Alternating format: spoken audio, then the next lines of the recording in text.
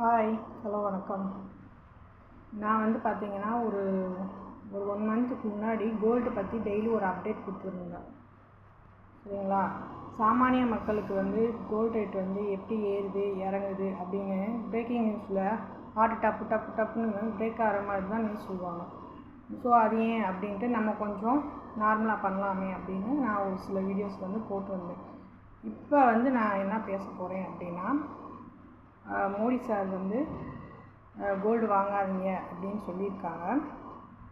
அதை பற்றி ஒரு சின்ன கருத்து அதை தான் தெரிவிக்க போகிறேன்.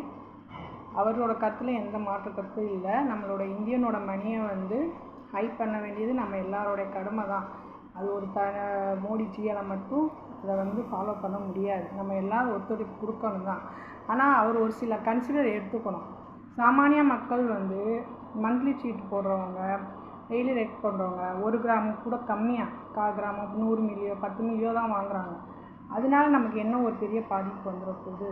நீங்கள் வந்து ஜிஎஸ்டியோ தடையோ பண்ணணும் அப்படின்னா, ஷேர் மார்க்கெட்டில் இன்வெஸ்ட் பண்ணுற பெரிய பெரிய முதலைகள் 50 கிராம் 10 கிராம் நிறையா வாங்குகிறாங்க இல்லையா, அவங்களுக்கு தான் நீங்கள் வந்து இது பண்ணணும்.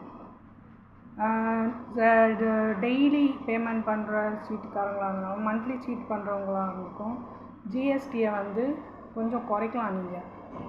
சரிங்களா? அது மாதிரி நகையை கொடுத்துட்டு திருப்பி புது நகை எடுக்கிறாங்க இல்லையா, அப்போ எடுக்கிறப்ப ஜிஎஸ்டி யாரும் வந்து லெஸ் பண்ணுறது கிடையாது. அப்போ வந்து கம்மி பண்ணலாம்.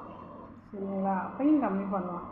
எதுவுமே பண்ணாமல் மொத்தமாக இந்த மீன் வலையை விற்கிறப்ப பெரிய மீன்லாம் தப்பிச்சுட்டு போயிடும். குட்டி மீன்லாம் மாட்டிக்கிற மாதிரி சின்ன சின்ன மக்கள் தான் மாட்டிக்கிறாங்க நீங்கள் கொடுக்குற எந்த ஒரு இதுனாலும். சரிங்களா? ஆனால் அவர் சொல்கிறதுல உடன்பாடு இருக்குது. நாங்கள் கிட்டத்தட்ட ரேட் கூட போய்கிட்டே இருக்கனால கிட்டத்தட்ட 1 மந்த்தாக நான் வந்து கோல்டை என்கரேஜ் பண்ணுற மாதிரி எதுவும் போடலை வீடியோவும். ஆனால் வந்து நாற்கடைக்காரவங்கெல்லாம் நாங்கள் கோல்டு எப்போதைக்கு சேல் பண்ணுறோம், காயினை மட்டும் தான் சேல் பண்ணுறோம், நகையே சேல் பண்ண மாட்டோம்னு சொல்லிட்டு அவங்க விளம்பரத்தை அதிகமாக தான் கொடுத்துட்ருக்காங்க. கோல்டையும் அதிகமாக விற்கிறதுக்கு தான் பார்க்குறாங்க. சரிங்களா? அவங்களே சொல்கிறாங்க ஜிஎஸ்டி கூடனால எங்களுக்கு எந்த பாதிப்பும் கிடையாது, மக்களுக்கு தான் பாதிப்பு அப்படின்னு அவங்களே ஸ்டேட்மெண்ட் கொடுக்குறாங்க. சரிங்களா? ஸோ நீங்கள் வந்து எங்களுக்கு என்ன சொல்லலாம், நிறைய நகை வாங்குகிறவங்க நிறையா இன்வெஸ்ட் பண்ணுறவங்களுக்கு நீங்கள் ஜிஎஸ்டியோ பிளாக் வச்சோ இல்லை நீங்கள் இன்வெஸ்ட் பண்ணாதீங்க தடையோ கூட விதிக்கலாம். சாமானிய மக்களுக்கும் பீப்புள்ஸ்க்கும் நீங்கள் ஏன் இந்த மாதிரி பண்ணுறீங்க? இது கொஞ்சம் கன்சிடர் பண்ணலாம், அவ்வளோதான் நாங்கள் சொல்ல முடியும். மற்றபடி ஒன்றும் சொல்ல முடியாது. அது மாதிரி பொதுமக்களுமே இந்த பெட்ரோல் ரேட்டு கூடுது, அனாவசியமாக சுற்றுறதை நிப்பாட்டலாம்.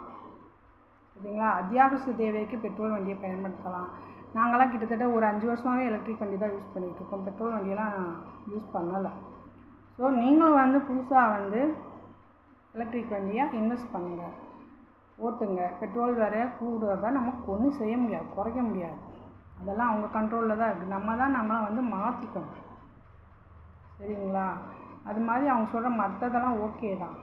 நம்ம தான் நம்மளோட தேவைகளை குறைச்சிக்கிட்டு செலவுகளை குறைச்சிட்டு அடுத்து ஏதாவது பண்ணி பார்க்கணும். சரிங்களா? இது வந்து என்னோடய சேனல் சப்ஸ்கிரைப் பண்ணவங்களுக்கு ஒரு சின்ன வேண்டுகோளாக முடிப்பேன். நீங்களும் ட்ரை பண்ணுங்கள். பெட்ரோல் செலவை கம்மி பண்ணலாம். அடிக்கடி யூஸ் பண்ணாமல் சைக்கிள் யூஸ் பண்ணலாம், பஸ் யூஸ் பண்ணலாம். சிங்கிளாக பொழுதுக்கும் 2 வீலர் யூஸ் பண்ணாமல் கார் யூஸ் பண்ணாமல் இந்த மாதிரி யூஸ் பண்ணுறப்ப கம்மியாக தான் ஆகும். சரிங்களா? ஓகே ஃப்ரெண்ட்ஸ், பாய்.